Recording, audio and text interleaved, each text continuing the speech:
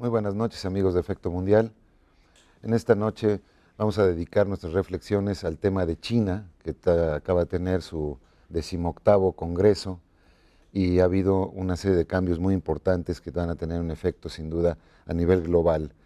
Es la segunda economía del mundo, consolidada claramente, y primera economía en términos de comercio a nivel global. Y no solo eso, toda la zona en la que se encuentra China, el Asia-Pacífico, está convulsa con una serie de reivindicaciones territoriales, con una serie de nacionalismos que han ido aflorando entre los vecinos y en propia China. Hablo de Japón, Corea y también algunos efectos colaterales que están teniendo estas disputas sobre Vietnam y Filipinas. Pero sobre todo vamos a orientar esta reflexión hacia los cambios que se están dando dentro del Partido Comunista de China, en la dirigencia de China. ¿Qué política exterior observaremos en los próximos años a partir de las decisiones que se tomen? Las decisiones también hacia el mercado interno, que me parecen muy importantes, y su impacto en la economía global. Y para ello, pues me parece que es un privilegio contar con el embajador Eugenio Anguiano. Buenas noches, Enrique. Mucho gusto estar contigo aquí. Al contrario, como saben ustedes, el embajador Anguiano ha sido 2 veces embajador de México en China y desde entonces pues un gran seguidor de los temas internos y de política exterior de China a través del CIDE. Así es que muchísimas gracias por estar aquí. Al contrario, agradecido a ti. ¿Cómo verías en una primera evaluación los resultados de este 18º Congreso del Partido Comunista Chino? Pero lo fundamental es que eso es la conclusión de un largo proceso de institucionalización del Partido Comunista de China. El último de los partidos comunistas de origen marxista-leninista que sobrevive en el mundo, pero que además maneja un país y lo ha manejado con gran eficacia, eficacia económica por lo menos. No digamos la política o la social, es otra historia, pero también la social, también la sociedad ha sido beneficiada. Y política, diría yo. Entonces, es un proceso que culmina y que se inició pues, desde el año 1982 con el 12º Congreso. Ahí todavía con Deng Xiaoping, ¿no? Todavía con Deng. La era de Deng, digamos, va de 82 a 92. Y Deng mismo nunca ocupó el primer cargo del partido ni del gobierno, ni de los órganos del Estado. Él desde una posición de segundo o tercero en la jerarquía fue diseñando el proyecto, no solo él, sino acompañado por un grupo de veteranos a los que el pueblo llamaba los 8 inmortales, por cierto. Pero ellos, su idea era poner al Partido Comunista en un movimiento de renovación generacional sin traumas. Y como se atravesó la caída de la Unión Soviética, la desaparición del comunismo real y antes el conflicto de 89, entonces su visión era, sí, vamos a irnos reformando, pero sin perder el control del país. O sea, nosotros no vamos a hablar de reformas políticas multipartidistas. No va a ser lo de Gorbachov. No, vamos a tener, y los partidos ya los tenemos allá, que es el famoso organismo el Frente Unido, el Congreso, la Conferencia Consultiva Política del Pueblo Chino. Entonces, Deng y compañía iban viendo cómo empujar a los futuros dirigentes. Tuvieron un tropiezo muy grande con los 2 primeros dirigentes. Uno les renuncia en 87, otro se opone a la represión en 89 y es defenestrado, ¿no? Defenestrado civilizadamente. Después de Tiananmen Square. Entonces, a partir de ahí, el último gran acto político de Deng, antes de que cayera en su larga enfermedad, fue en 92. Hubo 2 cosas hizo. Un viaje al sur de China para volver a levantar la reforma económica y sobre todo la apertura económica, porque como resultado de la crisis de 89, la caída del muro de Berlín, la desaparición de la Unión Soviética, un grupo muy poderoso del Partido Comunista Chino decía vamos a cancelar la apertura económica. Entonces, vamos a cerrar. Vamos a cerrar. Entonces Deng hace un viaje al sur de China y es cuando tiene frases que a uno no le suenan absurdas si las ve uno fuera de contexto. Por ejemplo, enriquecerse es glorioso. ¿Pero qué es esto? Bueno, es un mensaje a la facción conservadora que no creía más apertura económica. Entonces, Deng logra con eso contrarrestar digamos, la cerrazón política que se extendiera a lo económico. La válvula de escape china fue realmente por la vía económica. Así es, eso es lo Porque que en el caso soviético no hubo ni lo uno ni, ni lo otro ni al lo final. uno ni lo otro. Falló la perestroika y el glasnost. Así es, y la idea de los dirigentes veteranos de chinos era, vamos a seguir con la apertura económica porque esto nos va a hacer un gran país. No hay que perder de vista que la cúspide del poder en China es el Partido Comunista el que manda, más allá tiene poderes metaconstitucionales, porque la Constitución dice que la soberanía del pueblo reside en la Asamblea Popular Nacional, que es el poder legislativo, pero realmente es el Partido Comunista el que determina. Y dentro del partido, el Comité Central, que es numeroso, tiene en la cúspide un comité permanente del Buró Político. Que son los 7. Los 7 actuales, que antes eran 9. Exacto. Esa es la cúspide del poder. Ese es un gran triunfo de Xi Jinping, ¿no es cierto? Porque más o menos. Tiene más control ahora. Lo ¿no? que sucede con ellos, con Xi Jinping y el que va a ser su dupla, Li Keqiang, es que son los primeros dirigentes que ya no vienen de la herencia de Deng Xiaoping. Es los primeros que surgen de otros acomodos políticos. Y de una China diferente, ¿no? Sí, aunque todavía dentro del partido hay el control. Estos dos, Xi Jinping y Li Keqiang, desde 2007, cuando los ascienden al Comité Permanente del Buró Político, por edad y porque lo estaban enfilando. Así es. Estaban telegrafiando que para el año 2002 iba a venir el cambio de la quinta generación y de los 9 que había en la cúspide, solo 2 habían nacido en los años 50. Entonces era evidente que estos 2 iban. Pero además se fueron dando los ajustes. A Xi Jinping lo hicieron vicepresidente de la Comisión Militar Central, que es otro instrumento del poder, y luego vicepresidente de la República. Sí, y lo placearon mucho, lo mandaban a todos lados. Incluso en México vino. Estuvo en México entonces ya estaba muy telegrafiado. Lo que parecía es que en un principio, para Hu Jintao, el líder saliente, sus preferencias estaban en Li Keqiang, no en Xi Jinping. Porque Li Keqiang, Hu Jintao y otros más vienen de la Liga de la Juventud Comunista. Vienen de las instituciones corporativas del partido. Mientras que Xi Jinping es hijo de unos de los dirigentes anteriores. Es un junior, es un principito, le llaman en China, o príncipes, ¿no? En chino se dice muy chistoso porque en chino se dice Tai Zi Dang, que quiere decir hijo de líder de partido. Es un cachorro de la revolución, como diríamos en México. Exacto. ¿No? Bueno, entonces viene este cambio que es importante, pero no es un cambio generacional todavía. Es un cambio que empezó en este mes de noviembre, que está terminando, que se va a prolongar en la primavera del año próximo, será marzo, será abril, en donde se reúne la Asamblea Popular Nacional para que formalice ya elija un nuevo parlamento, que es el que elija al presidente de la República y al vicepresidente de la República. No hay elección directa en China. Entonces, así se van a ir tomando las posiciones de un cambio. ¿Qué sabemos de Xi Jinping? ¿Qué tipo de personaje es? ¿Es un hombre, digamos, una mente moderna? ¿Es un aparachi? Es muy difícil porque para ascender en China es mejor no decir mucho. Tener una gran disciplina. Sí, una gran disciplina. ¿Qué es lo que piensa Xi Jinping en realidad? Pues no lo sabe. Nadie sabe. Es más, cuando él subió en 2007 al grupo de los 9 sí. Y a la vicepresidencia, en China no lo conocía casi nadie. Era y sigue siendo todavía hasta la fecha más conocida su esposa.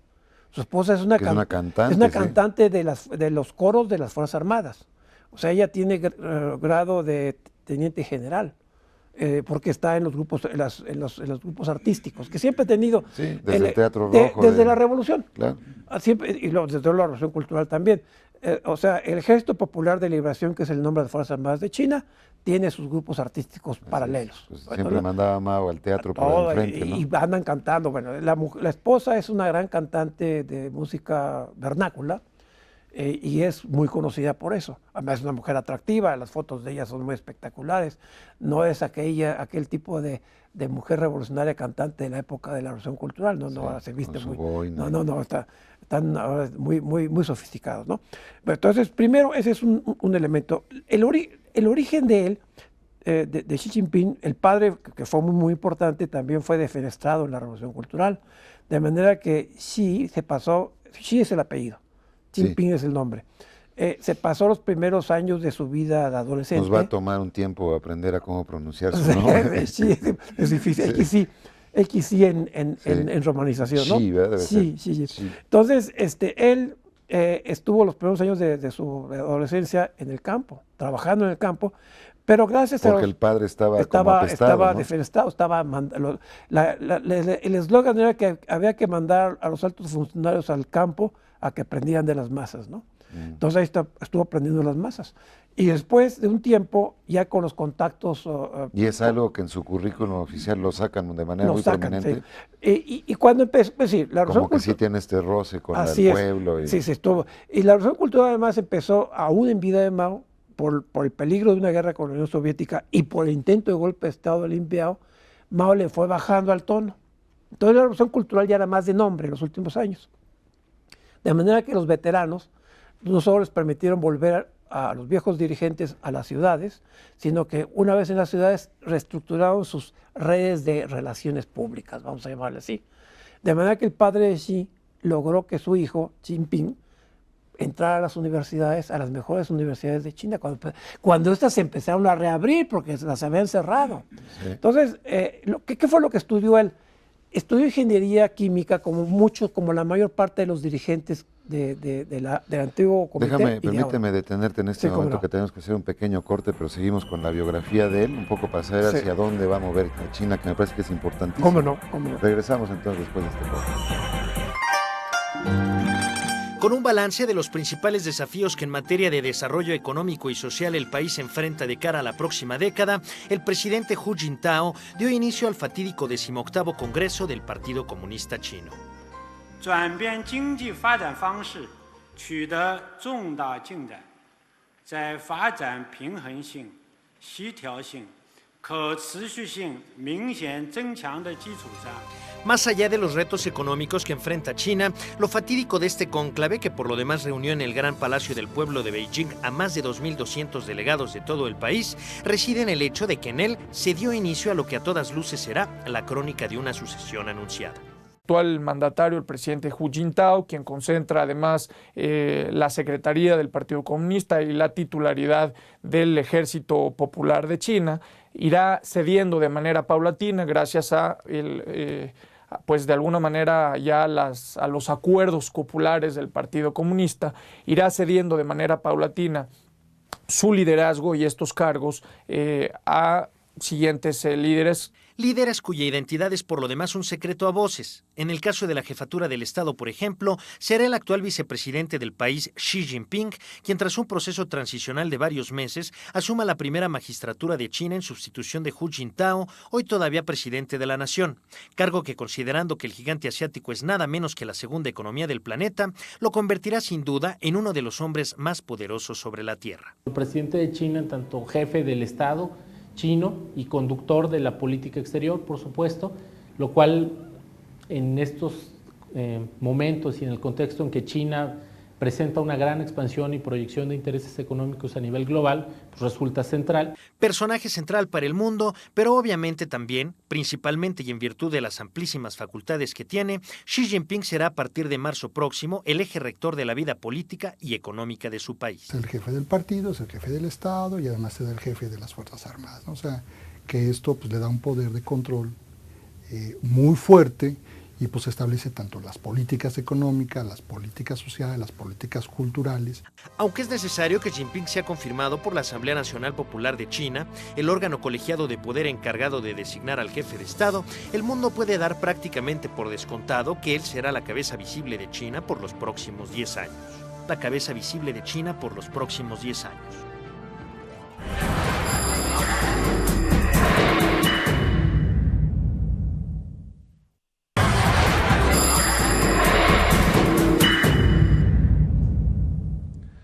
Regresamos con el embajador Eugenio Anguiano. Estábamos haciendo una especie de disección de quién es el nuevo líder de China en estos códigos y estos casi aura de misterio que tiene. Sí. Decías hace un minuto y con muchísima razón que el político chino contra menos hable, O sea, hablan con una economía del lenguaje impresionante. Hay que decir únicamente lo relevante y dejar mucho la especulación, ¿no es cierto? Así es, así es. Pues es que y la Xi formación, Jinping, él fue empezó como químico. ingeniero químico en una universidad, Tsinghua, una de las universidades importantes de China.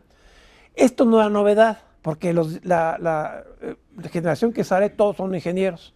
Lo novedoso es que después de que hizo ingeniería química, en la misma universidad, en el Instituto de Ciencias Sociales, estudió un doctorado en teoría marxista. Entonces eso lo ubica ya en otro... Pero esto un poco porque te da credenciales, digamos, de revolucionario y es muy bueno y te ven bien, o porque... No, yo creo que porque porque se dieron cuenta que estaban meterse más a las ciencias sociales. Y él quería darse pues otra vez, tomar la bandera marxista, porque el marxismo ahora ya suena como arcaico. ¿Quién hace un doctorado en el mundo en teoría marxista? Pues únicamente como una... Pues Xi Jinping. Pero como cuestión de cultura, ¿no? Básicamente. De cultura y de doctrina. De doctrina. Bueno, entonces él hace el segundo que viene con él, Li Keqiang, es que viene, él viene de las bases del pueblo, es un hombre muy pobre. En el fondo son rivales, ¿no es cierto? Fueron en un tiempo, pero tienen que ser dupla ahora. O sea, tienen que cohabitar a fuerza. Porque el Li Keqiang viene de la provincia de Anhui, su padre un modesto artesano, ascendió en la Liga de la Juventud Comunista y estudió en la prestigiosa Universidad de Pekín, de Peitá. Y ahí estudió Derecho primero y luego un doctorado en Economía. Alguien dirá, me dijo en México, ¡ay, qué malo! Que sigan los ingenieros, que no... Pero hay un cambio. Pero lo interesante es la composición de los otros 5. Entonces, aquí lo que ves tú, los otros 5 que se quedaron unos... son herencia del gobierno anterior, del régimen anterior. Y todos ascendieron. Del buró político, que son 25. Pasaron 7 arriba. 5 subieron junto con los 2 que ya venían telegrafiados desde antes. Los que marcan la quinta generación son Xi y Li, los 2 nacidos en los años 50. Los otros 5 son de los años 40, antes de la República Popular. Esos son evidentemente de transición. Esos van a durar nada más los siguientes 5 años. O sea que la nueva composición, donde ya se va a ver bien cuál es la visión de Xi y Li, va a ser en 2017, en el 19 Congreso del Partido Comunista. Por eso los cambios políticos de China, siendo importantes, se van incubando con muchos años. Como también su visión de hacer un gran país se ha venido incubando por largos años. Entonces, decir ¿Y qué ahora, sientes? ¿Qué va en este periodo, en este próximo quinquenio, qué van a preservar y qué van a cambiar? Desde el punto de vista del partido, enfrentado muchos retos, hicieron el catálogo de retos. Lo hizo el predecesor, Hu Jintao. Y de los retos más importantes, tiene que combatir la corrupción, que está metida hasta el meollo. Sí. Porque desde ese... ¿El escándalo del New York Times es real? O sea, esos 2.700 de la esposa ahí, de Wen Jiabao. de la esposa que eso se ya habla. venía desde hace 3 años la prensa de Hong Kong. Pero los números son muy altos, ¿no? 2.700 millones de dólares. La empresa existe. Es una empresa que cotiza en el mercado, en la bolsa de valores de Hong Kong, y su valor comercial o su valor de comercialización, su valor de acciones, su valor en libros, son 2.700 millones de dólares. Ese es el valor de la empresa. Pero entonces el gran reto que tiene el partido es cómo combatir la corrupción. El siguiente gran reto que tiene es que menos burocratismo y más interacción con el pueblo. Porque a medida que el partido está tan centralizado, claro, son 205 miembros del actual titulares del actual Comité Central. De esos 205 miembros, 25 son los del buró político y 7 es la cúspide. Entonces, esa centralización... Sí, son semidioses. En un país de 1.300 millones. De 1.350 millones. Bueno.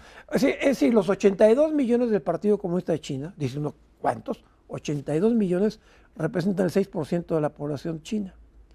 Y el buró político representa el 0.003% del buró de los 82 millones de chinos comunistas, ¿no? Entonces, eso los ha aislado mucho, entonces tienen que revertirse hacia el pueblo, tienen que bajar más. Por eso, lo que se anunció en este Congreso, el Congreso terminó el día 14. Esa es la práctica. Termina el Congreso con un nuevo comité central. E inmediatamente al día siguiente, el 15 de noviembre en nuestro caso, vino la primera sesión plenaria, que son anuales, del 18 Comité Central, y ahí se eligieron los órganos de gobierno dirigentes. El Bono Político, el Comité Permanente, y también la Comisión de Disciplina. Y uno de los miembros del actual, de los 7 miembros que está ahí, lo hicieron secretario de la Comisión de Disciplina. Para terminar con la corrupción o avanzar en el tema Se de la supone, corrupción. pero lo curioso es que a quien nombraron es un hombre que se destacó por trabajar en las finanzas.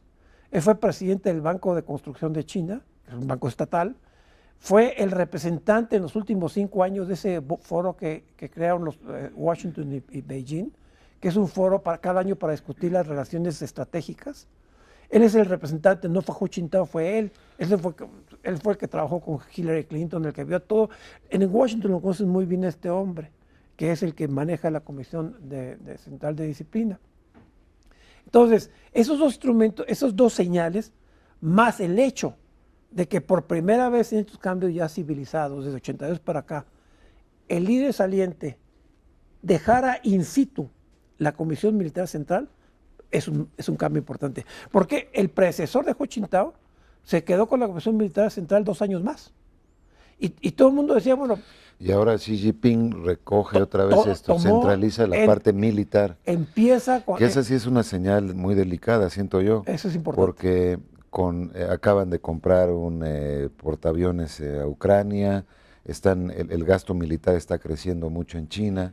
Entonces, manejar los resortes del ejército con un nacionalismo exacerbado, como empieza a haber por lo de las islas en el mar del sur de China y esto, sí, pues es una señal bien importante. Sí, el gasto militar chino no es que sea, es decir, todavía hoy en día, si sumamos el gasto en defensa de China y de los 9 países que siguen de China, no llega a Estados Unidos. No llega hasta Estados Unidos. Sí, no, lo de Estados Unidos es demencial. El problema no es digamos, la señal riesgosa, no es la magnitud del gasto, sino la calidad del gasto. Pero regresando, quisiera que entráramos ahora sí en los retos internacionales que tiene China, que me parece que es un tema muy importante y que nos va a pegar en casa, creo. Mucho. Así es que regresamos después de este corte.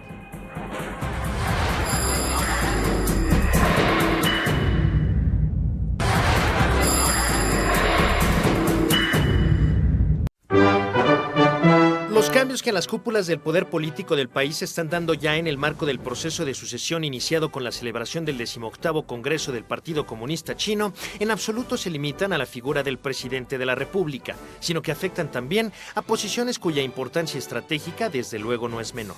Una vez que el nuevo presidente de China tome mando, tendrá la República Popular China un nuevo titular dentro del Ministerio Interior o del cargo como primer ministro. Lo que desde luego no es un cambio de poca importancia en virtud de que el primer ministro de China en no pocas ocasiones ha sido la imagen y la voz del gigante asiático en el mundo.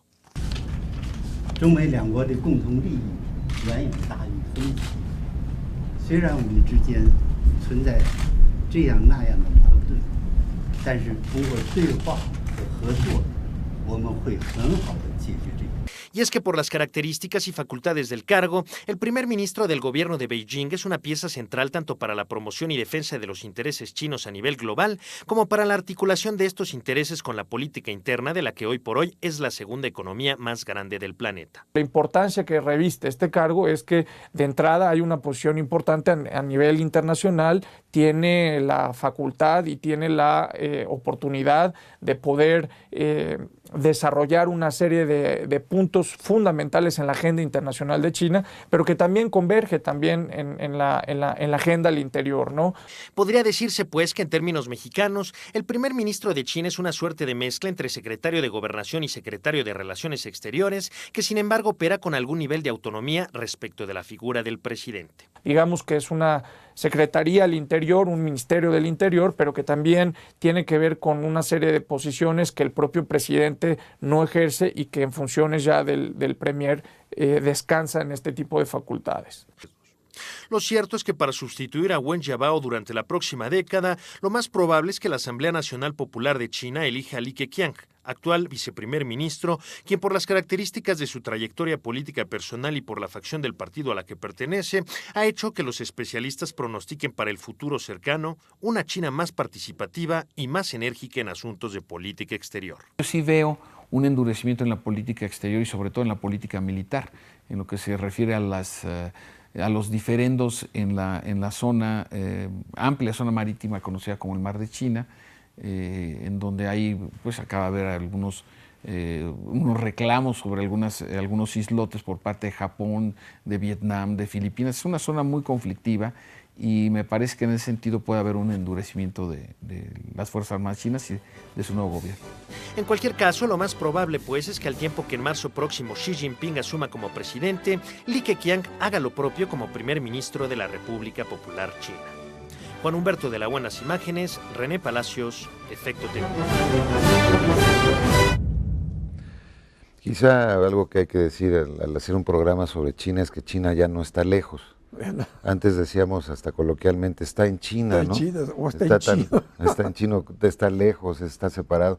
La verdad es que lo que hace China tiene una reverberancia internacional de tal calibre, hoy día por su propio peso específico, que no podemos verlo ya como algo ajeno. En los mexicanos concretamente es nuestro segundo socio comercial después de Estados Unidos. Lo que hagan allá tiene implicaciones. El hecho de que hayan subido relativamente los salarios en China está teniendo ya efectos en México.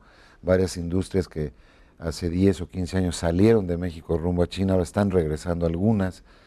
Pero quisiera empezar en esta disección de la nueva China, de lo que se viene, con este anuncio que se hizo durante el último Congreso en cuanto a que dado que el mundo está en recesión, que Europa está en malas condiciones, que Estados Unidos tiene un déficit muy importante que lo va a ocupar internamente también mucho, están queriendo voltear la mirada hacia el grupo enorme de pobres que todavía hay en China, porque han hecho realmente una gran cruzada de crecimiento económico en los últimos 20 años más o menos, pero no han levantado más que a 400, 300 millones, que es muchísimo, ¿no?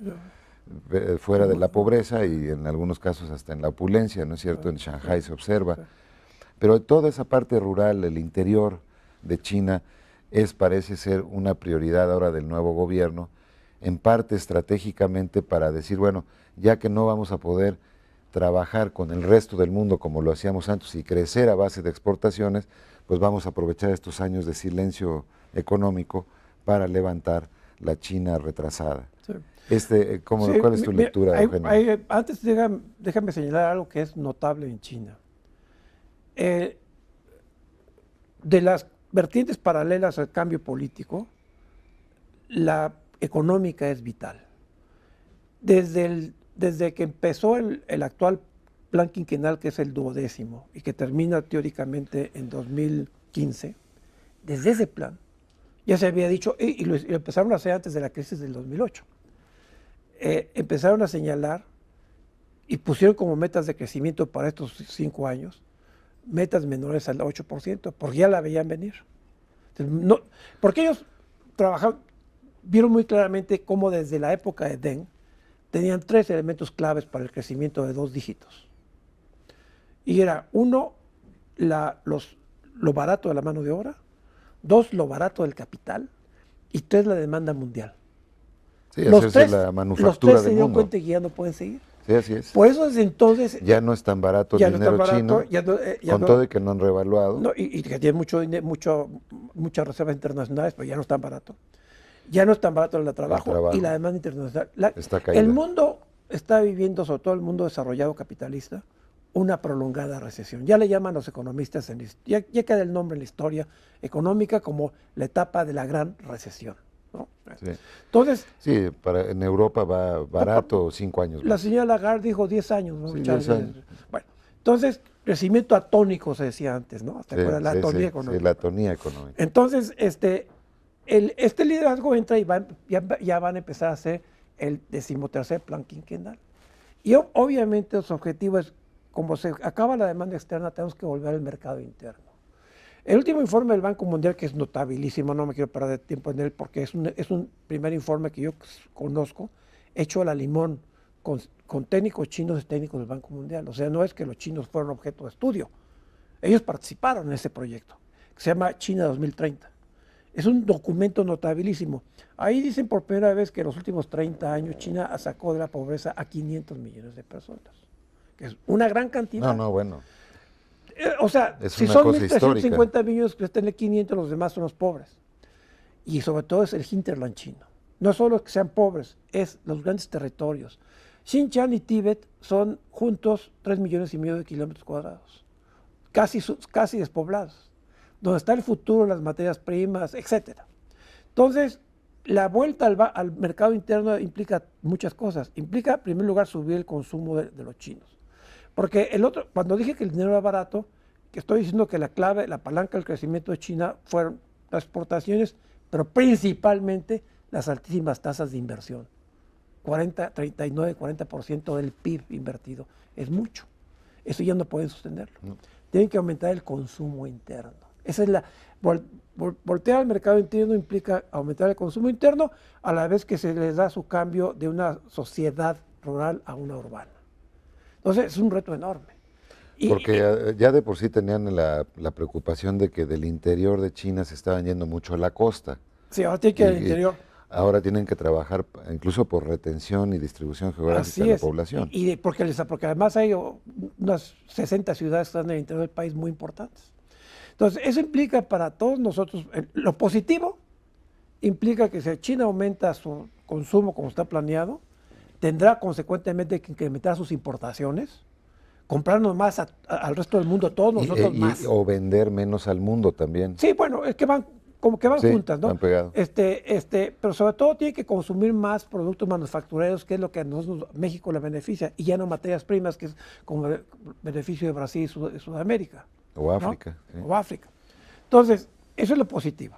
Para las grandes potencias económicas, eso permitiría corregir un gran conflicto que es... A nivel de la economía global, el hecho de que China vuelva la mirada hacia el interior a tratar de sacar de la pobreza esos 850 millones de chinos que todavía están por debajo de la línea de la pobreza, implica que hay una especie como de efecto de vacío, vamos a llamarlo así, de una succión de una gran porción de la economía mundial que ya no va a estar en los mercados globales. No, porque no va a ser cerrado. Se va a traducir en mayores importaciones. Eso es lo que está viendo. Eso ve Washington, eso ve Europa. La Unión Europea y Washington siempre han estado pidiendo, China gasta más. Te pedimos que gaste más. Consume más, gasta más internamente. Porque para sacar de la pobreza a esta gente tiene que meter programas sociales, ya no inversión en capital. Porque China estuvo invirtiendo tanto que construyó una infraestructura que la hizo el taller del mundo. Así es. Entonces, por eso los balances entre los países ricos, económicos y los ricos y China, y también con nosotros. China nos vende mucho. Hombre, entonces, tenemos un déficit comercial la parte tremendo. Positiva, ya sé por qué. Creo que es 20-1, ¿no? Ahorita, Con México. sí, por ahí va. Con México. Ahorita, no, ya sé, no fue tanto, el último año, pero es mucho. Mucho. Pero ahorita vuelvo a lo del vacío porque ya sé por dónde ibas. La parte positiva que ven si se cumple ese proyecto, los chinos han cumplido todos sus proyectos económicos, los han incluso con fechas adelantadas, implicaría un gran cambio en el sentido de que China se volvería un demandante mayor de productos del mundo. El factor que tú dices... Y ahí sí se convierte en un motor mucho más real de lo que han sido. Exacto. Ya no es un país, siguieron, para decirlo pronto, siguieron una política económica mercantilista. Claro. Vender más de lo que compramos. Entonces, eso vendría un cambio importante. El hueco que dejarían tiene que ver con la parte que China ha estado exportando al resto del mundo. ¿Quién la va a llenar? No, pues ahí también hay una gran oportunidad para todos nosotros. Esos, digamos, son los factores positivos. Los negativos... Pero en México debemos de seguir esto con más atención. Con mucha atención. Porque se nos pueden ir oportunidades enormes y ya algunas se nos fueron con China, de hecho, en la última década, hay que decirlo. Sí, claro, obviamente. Si vemos, por ejemplo, la relación de Argentina, de Brasil con China, de algunos países africanos, pues no estamos realmente en pañales. Obviamente, no tanto, pero estamos sí. No, en algunas cosas sí, porque por ejemplo en materia de materias primas, ahí llenaron el vacío muy rápidamente. Pero nosotros no. Los sudamericanos. Pero el caso nuestro es de manufacturas, es un juego diferente. Exacto. Pero tenemos que estar muy atentos porque si van a empezar si vamos a demandar a China. Y sobre todo bienes intermedios que podamos meter en China. Esa es la clave ahorita. Claro. No, porque nosotros olvidó una cosa. China le vende a México el año pasado, 2011, le vendió 52 mil millones de dólares. Ningún país de América Latina, ni creo que los africanos ni en conjunto. Solamente los asiáticos les compran. Sí, o el tema de Sudán por el petróleo, pero es otra cosa. Pero es impresionante. Bueno, lo que nos vendieron los chinos a nosotros. Exacto. Entonces, pero digamos que esencialmente si este nuevo liderazgo chino sigue trabajando como lo han hecho los anteriores y dan este gran cambio de política económica, esa es la parte positiva. Y ahí hay que estar. Hay que seguir. Quisiera que el siguiente segmento lo dedicáramos ya a la estrategia que México debiera llevar en función de las decisiones que han tomado en China. Creo que es un tema bien importante. Entonces vamos a hacer un pequeño corte y regresamos.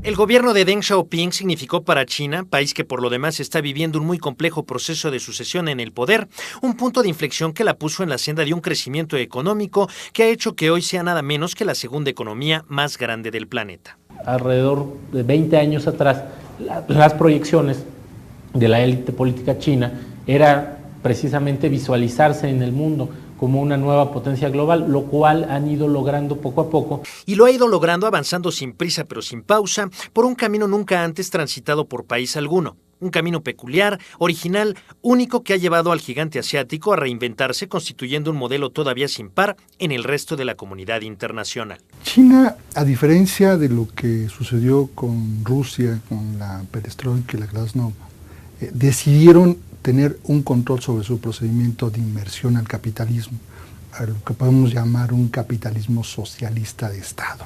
Sistema único en la historia económica del planeta que a China le ha resultado tan exitoso como no podría serlo más, permitiéndole que su Producto Interno Bruto creciera a tasas cercanas a un promedio del 10% anual durante los últimos 20 años.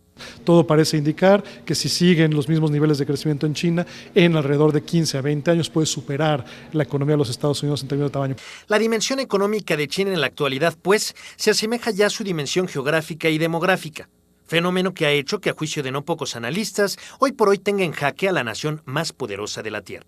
Yo creo que la mejor evidencia de que Estados Unidos sigue siendo la potencia económica del mundo es que China misma tiene en sus arcas gran deuda de Estados Unidos, en un momento en que Estados Unidos está tan endeudado que podría correr el riesgo de un default, pero aún así la misma China le sigue comprando deuda y otros países, ¿no? Es decir, que a pesar del enorme crecimiento del poderío chino, la confianza sigue estando en donde siempre ha estado, a saber, en Washington y no en Beijing. Ahí, al contrario, veo más bien un síntoma, un signo de que Estados Unidos sigue siendo considerado una potencia económica. Nadie está corriendo a comprar yuans chinos, ¿no? En el momento que el mundo está atravesando una crisis financiera y real importante. No, todo el mundo corre a comprar dólares. Y eso es para mí evidencia irrefutable de quién es la potencia, ¿no? Si bien es cierto que Estados Unidos sigue siendo indiscutiblemente el principal poder económico del planeta, también lo es que en términos absolutos China se le ha acercado a pasos tan gigantescos como la geografía de su territorio. Juan Humberto de la U en las imágenes, René Palacios, Efecto TV.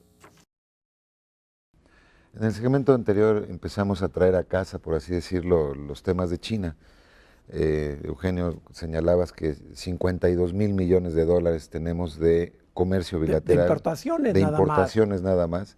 Y entonces la ecuación sí sale porque es como 20 a 1. Son 50. Por cada 20 millones de dólares que ellos... 9 porque les exportamos casi 6 mil millones. Es una relación 9 a 1. No, 9 a 1. Bueno, de cualquier manera es... Totalmente simétrica, es absurda. Así es. Y esta es una cuestión que dentro de las políticas nuevas del gobierno chino puede cambiar la ecuación o mejorar la ecuación por lo menos en la medida en que se convierta en una China consumidora, que los programas sociales, para ir levantando los programas que tendrán que hacer necesariamente de infraestructura en el interior de China, que está muy rezagada con relación a la costa. Dentro de esta tesis, sí necesitaríamos tener una arquitectura incluso diplomático-institucional distinta con China, ¿no? Distinta. Además de una interlocución que la verdad, hay que decirlo, pues de una vez está acabando el sexenio, en los últimos años ha sido pavorosa. Sí. No tenemos una interlocución de nivel con China. No. La tenemos nada más de capital a capital. Primero porque los chinos están interesados en que no se pierda. Pues, Y las hemos tenido porque México ha sido sede de eventos multilaterales muy importantes. El G20. Y eso ha permitido que las secretarias, sobre todo la subsecretaria Aranda, haya tenido mucho diálogo, y algunos otros funcionarios altos de las capitales. Pero no la tenemos en Beijing. Y aquí en México se perdió porque también tratamos muy mal al representante que está aquí ahora, porque él ha recuperado posiciones. Pero allá en Beijing no tenemos interlocución. México no tiene una Hace un presencia. rato que nuestro representante allá en Beijing ya no es interlocutor válido de la Cancillería china. Es una realidad. No lo dice, no está anunciado en los periódicos, ni lo dice oficialmente el gobierno chino, eso no lo dice nadie. Sí, no. Pero es un hecho, lo sabe cualquiera que vaya a hacer negocios allá.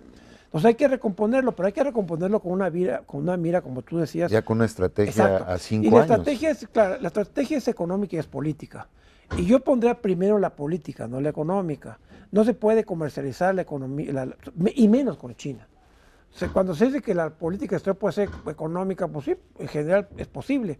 Pero con China se parte de una relación política, no al revés. Y el marco político facilita que se empujen otros proyectos. O sea, hay que tener el marco político reforzado y los objetivos. ¿Qué queremos de China? Si realmente va a cambiar, se va a volcar a la demanda interna, entonces hay que ir pensando dónde están los productos intermedios que podemos exportarles. Sí. Los productos, ya les hemos exportado. Trabajar con ellos directamente en una acción colectiva en cuanto a qué cadenas de producción son naturalmente chino-mexicanas. Así es, y que se han dado en el pasado. Sí. México exportaba ahí hay una mina de oro. Se exportaba muchas pantallas de televisión a China, al principio los dejó de hacerse, en fin. Pero el complemento es también que vea México cómo va a capturar lo que ya viene creciendo en China, que son las exportaciones chinas de capital al mundo. Entonces hay que extender en México, Economía y Relaciones Exteriores y Banco de México y Hacienda, seguir una política de cómo capturar las inversiones chinas, capital chino. Acaba de estar en México el presidente del Banco Chino de Inversiones. Sí. Estuvo con el presidente electo Peña Nieto. Sí. Me parece que esa aproximación es muy buena, temprano, porque hay dos coincidencias de nuestro cambio de gobierno. Con Estados Unidos, renovación, y con China. Nada más y nada menos. Sí. Entonces creo que tener un horizonte de 5 años con China, de 4 años con Estados Unidos, puede permitir una inmersión de México muy distinta en el mundo. Y además hay, junto con esa coincidencia, hay una realidad que es el triángulo económico y hasta político. México, China, Estados Unidos es una realidad. China es el primer proveedor del mercado de Estados Unidos. México ya es el segundo, este año acaba de desplazar a Canadá. Con eso se debe construir una política. Por supuesto, ahí tienes todos los elementos para jugar. Otro dato, México tiene un superávit con Estados Unidos comercial todos los años. El del año pasado fue, sin mal no recuerdo, 80 y tantos mil millones de dólares, superávit mexicano comercial. El déficit que tenemos con China, con Japón y con Corea del Sur, lo compensamos con Estados Unidos. Casi igual. México tiene que, en lo bilateral, tenemos que fortalecer nuestros instrumentos, nuestros observadores, nuestros actores. Pero también ejercer nuestro peso específico en el mundo. Y en lo multilateral. Claro, pero en este triángulo simplemente que hablas tenemos un peso específico. Lo que pasa es que tendemos a vernos como si fuéramos unos enanos. Y desde el punto de vista diplomático es lo peor que puedes hacer. Así es. Tienes que llegar con presencia. Y simplemente por el tamaño demográfico de México, el tamaño territorial de México. Y la posición geoestratégica. Aunque fuera un caos, que no es todo, es un caos, no es cierto, tenemos defectos, pero no es un caos. Aunque no estuviera estático o estancado todo, simplemente por ese peso, México es un país que lo toman en cuenta todo el mundo. Absolutamente. Y sobre los foros multilaterales no se diga. Desde luego. Entonces Pero hay que hacerlo valer, es decir, no nada más es llegar detrás de la placa de México y ya se da ese respeto automático. Hay que hacerlo valer. A mi juicio, una manera de hacerlo valer, y eso es lo que yo creo que se perdió en estos últimos años, es votando en función de los intereses y la visión política de México. Claro. No siguiendo tendencias. No, no. Perdimos. O esperar a cómo se pronuncian Mira, otros 7 para saber qué vamos a hacer nosotros. Y eso hicimos mucho, ¿no? Mucho, Aquí ir a mucho. Washington. Y ahorita viene una prueba de fuego. Esta semana se va a votar en la Asamblea General de las Naciones Unidas si se le permite al Estatus de Estado observador a Palestina. Y la presión para que México se abstenga es enorme, y yo tengo mucho miedo cómo va a tomar el equipo de transición cuando políticamente, vean lo que ha hecho el Reino Unido, por ejemplo. Estados Unidos no puede cambiar su posición No. por un acto. No, por razones de política interna. Pero evidentemente la última tregua la cocinó Egipto, el presidente de Egipto, que es un supuestamente radical Islámico, fundamentalista y que se portó muy pragmáticamente, y el presidente Obama, a quien el jefe de Estado de Israel le ha puesto en aprietos, pero no me quiero desviar. Bueno, mandó al presidente Clinton a que fuera el mediador. Así es, y yo creo que ahorita le haremos un gran favor a todo el proceso político si votamos como va a votar China seguramente, no como va a votar Washington, que entre como observador. Para generar los nuevos Pero equilibrios desde en el luego, mundo. si no es una mentira eso de que algún día se va a hacer la negociación de 2 estados En el Medio Oriente. Bueno, estamos ahí pero volvamos a China. medio desviando. Vamos a tener que hacer nuestro último corte y quisiera que entráramos en las conclusiones en el último segmento. Muy bien. Eugenio, muchas gracias. Y qué bueno, Regresamos tengo que sacar un después de este clínico, corte. se me estaba-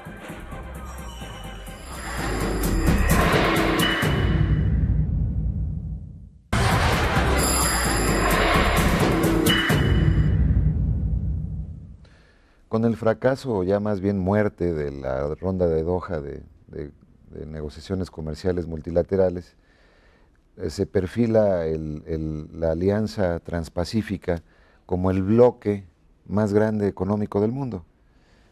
No es difícil, toda vez que pues, están economías como la de Japón, la de Estados Unidos, Australia, Canadá, México, que estamos participando.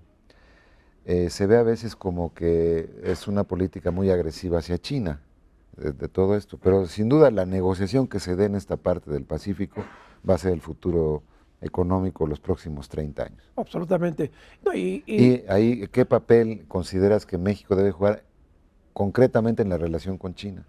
bueno, Porque es un tema bien delicado. Una aclaración, Japón no está todavía en el TPP. No, pero ya levantaron la mano. No, levantaron la mano forzados. Sí, sí. La oposición interna en Japón es tal que ya no pudieron, no han formalizado, como nosotros ya lo hicimos, entrar al proceso negociador. Sí. No, ellos van a entrar ya con las reglas escritas, Sí, cuando pero, entren. Pero no sé si entremos. El TPP no tiene a China, hoy por hoy, Sí. no tiene a Corea del Sur, Así es. no tiene todavía a Japón, no tiene a Indonesia. Pues, pero la señal muy marcada es China. Estamos haciendo un club que te rodea, te circunda. Así es. Y para que entres de rodillas en esto. No, sobre todo para una cosa, para que ya no siga expansionándose tanto y le metan un control más férreo en los derechos de propiedad Sí, todo el tema de piratería, que también Así es escandaloso. Es cierto, la verdad. pero por otro lado, digo, yo no veo cómo México está defendiendo proyectos que amplía los periodos de las patentes más allá de lo que se atoró en Doha. Sí, no. No tiene caso. Bueno, pero el argumento es bueno. Con el fracaso de las negociaciones comerciales multilaterales de Doha, algún grupo en el mundo tiene que sacar el buey adelante. No, la economía y el comercio tienen así que continuar. es. Entonces, el núcleo más visible para hacerlo es Asia-Pacífico. Asia-Pacífico tiene 2 foros grandes, uno que es verbal, como APEC, y otro que es real, que es ANSEA, la Asociación de Naciones del Sudeste de Asia. Bueno, en esos 2 bloques hay que seguir trabajando para ampliarlo. Yo no creo que fuera lo mejor el TPP, lamentablemente ya México entró. Ya que estamos ahí, hay que sacarle provecho. O sea, alguien me dijo, una vez que argumenté por qué no debemos estar, me dijo, pero es que no podemos estar fuera. Bueno, ya estamos ahí, hay que saber para qué lo queremos. Hay que tratar de que China, modificando cosas, entre al proceso. Y si no, hay que dar la vuelta. Pero es un buen foro también para que ciertas normas de comportamiento se mantengan. O sea, realmente Sí. la cuestión de derechos de autor es grave. Llegan cargamentos enormes con el contubernio de autoridades aduaneras de Estados Unidos, hay que Desde decirlo, luego. porque entra mucho por Los Ángeles, Desde luego. a México, y de repente te llegan cargamentos que acaban con la industria del zapato en México. Desde luego, eso Cosas de eso. está bien, eso hay que entrar. Nada más, la verdad es que hay que tener mucho cuidado cuando se trata de hacer un esquema que todo el mundo esté de acuerdo con él, o todo el mundo, todos los participantes por lo menos. Y dos, cuando se trata de hacer un proyecto en el cual se pongan obstáculos para que un socio potencial como China no entre. Eso hay que tener mucho... políticamente políticamente la señal es pesadísima, pesadísima para China. Por eso China Estados Unidos está haciendo su club del Pacífico, marginando a China con una señal política tremenda. Sí, nada más que al mismo tiempo, por eso es que había dos foros, al mismo tiempo, ANSEA, que son de estos que en la Guerra Fría fueron títeres de Estados Unidos, ahora ya no lo son. Sí, no. ANSEA están buscando un bloque comercial con China, Corea del Sur y Japón. Y los intereses económicos de China con sus vecinos de Asia-Pacífico son más importantes que con el resto del mundo. Bueno, no junto, pero con otras regiones del mundo. Son más importantes que con Estados Unidos en términos de valor, todavía para China. Entonces, esos 10 países de ANSEA que son de un pragmatismo ahí total, tienes a Singapur y Malasia, Vietnam, que bueno, están avanzando tranquilamente, pero consistentemente en un bloque comercial que se va formando. O sea, y entonces, regresando, porque estamos culminando el programa, la estrategia de México, a la luz de esto, ya estamos en el TPP, estamos viendo que hay una oportunidad probablemente de oro en la relación con China en materia económico-comercial. Así es. Y tenemos este triángulo del que has hablado, que me parece que es un tema a reflexionar mucho, México, Estados Unidos, China, por la importancia que tenemos ya en este juego. Sí. ¿Cómo capitalizarlo en favor de los intereses nacionales? Yo ya no plantearía en el mediano plazo más tratados ni más grupos, ya estamos en casi todos. Más bien, concentrarse en estos que mencionaste y un poco los de Sudamérica que están en el grupo del Pacífico, y con esos desarrollar una política comercial y económica que sea... Una visión del Pacífico mexicana. Que sea sustentable, para nosotros. Y máxime porque Europa va a estar dormida mucho tiempo. Así es, hay que trabajar. Es América Latina y el Pacífico. Hay que trabajar los puertos, hay que tener una visión de integradora, incluso el viejo proyecto del gran corredor que venía en el Pacífico mexicano hasta el Pacífico canadiense, hay que seguir trabajando. Sí. Pero hay que verlo con visión. La cuestión de los puertos en el Pacífico. Es ese. No tenemos infraestructura en el Pacífico para levantar estas cosas. Y ya la infraestructura del Pacífico estadounidense se agotó. Está saturada. Entonces, por eso Canadá quiere abrir un corredor para allá, y aquí lo hubo, hay intentos, se ha manejado. Lo de Punta Colonet, que no se ha dado, ojalá. Hay proyectos de infraestructura importantísimos. Hay que seguir ese proyecto. Península de Baja California, costa del Pacífico. Hay que trabajarlo junto con una diplomacia que abarque, que vaya más allá de lo económico. Sí, que nos dé presencia. Que nos dé presencia. Hay que duplicar el personal en China. Ya tenemos varias embajadas en el sudeste de Asia, hay que cubrir todo el sudeste de Asia. Hay que vincularnos con la India más. Sí. Entonces, una diplomacia consistentemente hacia el Pacífico. Y reforzar la relación con Australia, que ayuda mucho también como equilibrio. Es parte, y además es parte del... Es parte. Y realmente la reflexión del Pacífico del futuro también se está dando muy bien en Australia. Es otro sitio donde hay que trabajar políticamente. Lo hemos trabajado como comercial. Ellos lo han trabajado con muchos, desde hace años quieren insertarse. Sí, ser asiáticos cada vez más. Así es. Entonces hay que aprovecharlo. Por eso nosotros no podemos abandonar a APEC. Porque en APEC está en Australia, Nueva Zelanda, y es nuestro foro de diálogo político para lo que sirva, que se vaya manejando paralelamente con lo demás. Pues Eugenio, habíamos empezado esta charla con la visión del 18º Congreso del Partido Comunista de China, y bueno, creo que ha sido una extraordinariamente rica conversación. Te agradezco mucho, como siempre es un placer tenerte en este programa, de lo más seleccionador, de lo más grato. Así que siempre estás permanentemente bienvenido. Yo te agradezco a ti, a tu auditorio, y muy buenas noches a todos ustedes. Gracias. El embajador Eugenio Anguiano, muchísimas gracias. Gracias a ustedes por su atención. Confío en que haya sido interesante esta charla de esta noche. Hasta la próxima.